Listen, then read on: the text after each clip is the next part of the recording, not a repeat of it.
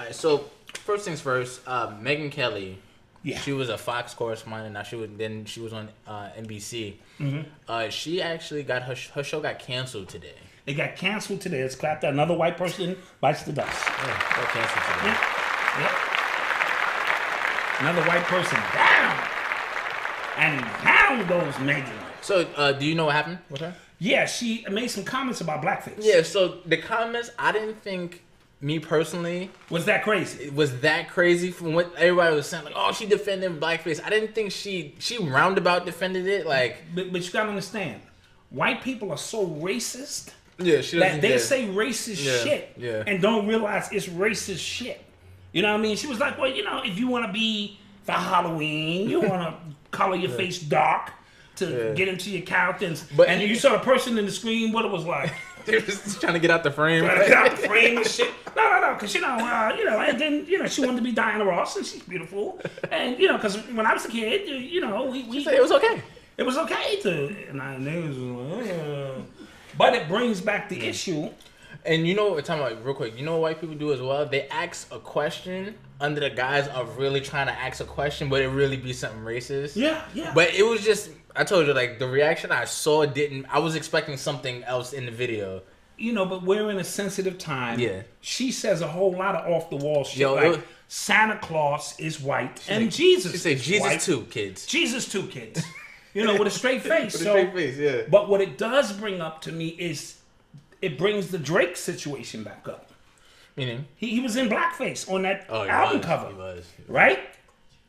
He was in blackface on the album cover of what was that? Pusha T's joint. Story of Adidon. Story of Adidon. Yeah. And we just kind of let that slide. Nobody really addressed that specific issue of Drake in blackface. And we know the relevance and from a historical perspective. Bouncer, get out of here. That's my dog. He wants a Scooby snack. Can't wait till he go to doggy heaven. I really can't. God damn it. The video's glitching again. I said we keep going. Yeah, we're gonna keep going. We're gonna keep going, and then we'll repost the video back up. Yeah. I'm not glitching on this side yet, so, back to the blackface. It's an issue. I thought they went way overboard with it. I thought she kind of guised her. Yeah, I didn't think she didn't come straight out and just say. Yeah. She kind of went in a roundabout way, and they're on fire with it. And then she tried to apologize, and the apology was terrible. And you know how you apologize on top of something and it makes it worse? Yeah, that's what that was. Yeah. So okay.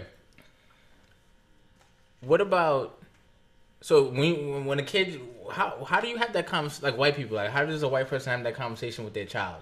Like they want to dress up for Halloween, right? Somebody famous black. That's black. And you want to dress up. Yeah, so somebody gave the example, like, what if my kid wants to dress like the Hulk and then my other kid wants to dress like Luke Cage? Luke Cage is black. That's a very good. I'm saying you would put the kid in green that wants to be the Hulk. But this is my point where we're making mountains out of molehills. You know what I'm saying? In situations like that, especially from a kid's perspective. A lot of times kids don't understand racism like that. Racism, as we know, is something that's taught, right? So kids will play with kids. It's no real big deal. And so when they see LeBron James is a hero to them. Batman is a hero. Luke Cage is a hero. Some of them may want to even be the Black Panther. You know what I mean? Yeah. So now we going down a slippery slope because when I grew up, I had a white Batman mask. Because the face, you had the plastic mask. The only thing is, like at this point now, to be in blackface now, right? You know the backlash you're about to get, so it's kind of like, why do it? But don't be in blackface. Be in black character. No, exactly. Like you can. You can be in like you can be a black character, and then from the costume we'll know who you are. Right, that's my point. So it's clear if you have on a Black Panther or Luke Cage that you're not being offensive. Right. You're paying honor to the character. But if you're just walking around in blackface, like the white guys who was walking around as Trayvon Martin.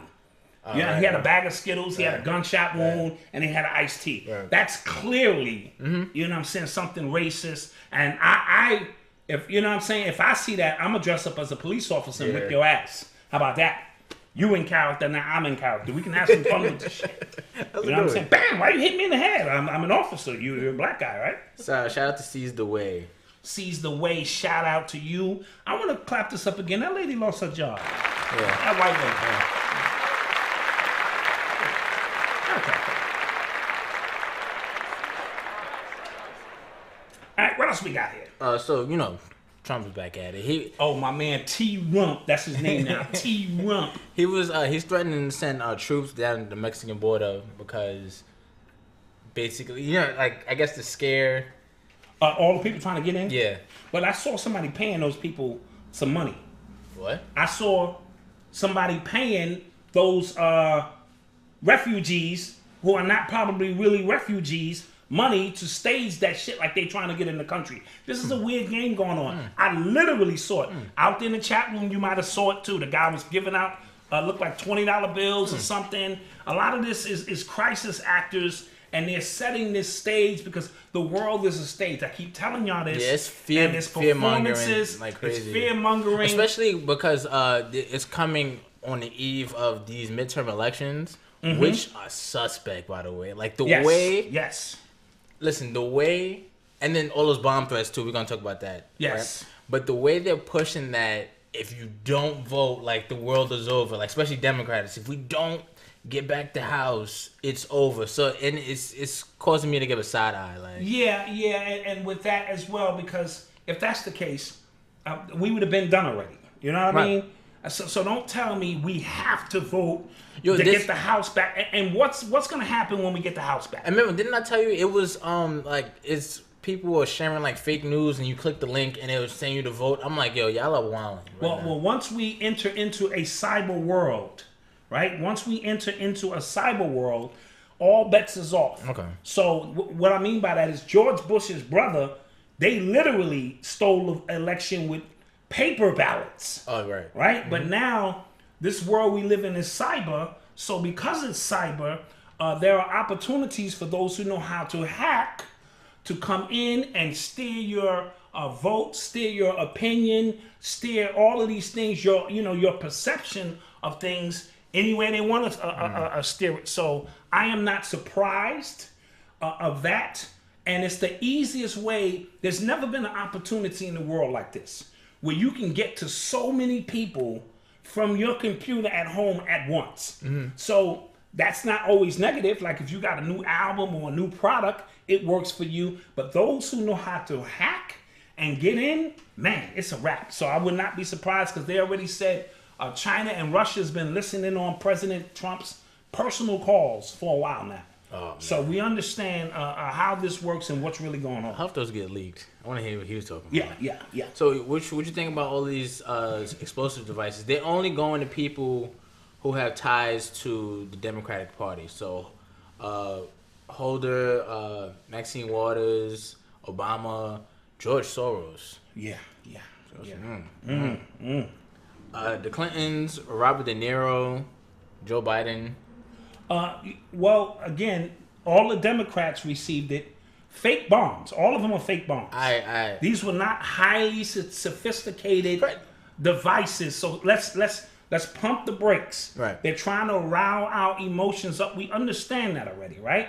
So I always tell those who rock with us, don't get emotional. Step back. Yeah. Turn on 2 and 3 channels of the news at one time if you can, because Wolf Blitzer said some crazy shit. He said, George Soros has been funding all of this. I heard it come out of his mouth. You know, funding all of not the terror stuff, the election, but funding all of these elections.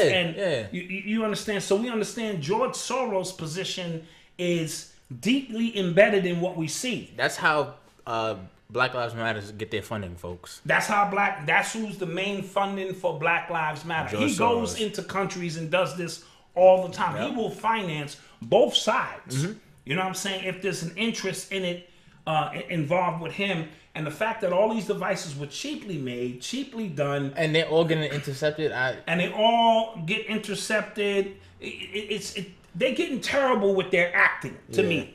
You know what I mean? It's kind of it's insulting. It's insulting to those who are not. If you're intelligent, you insult. Yeah.